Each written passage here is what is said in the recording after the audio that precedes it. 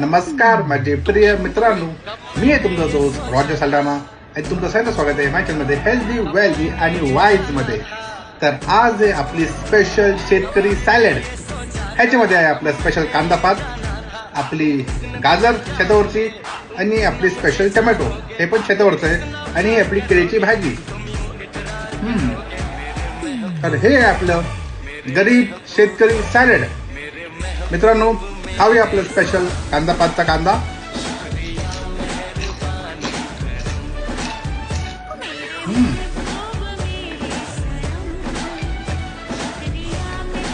Number 1.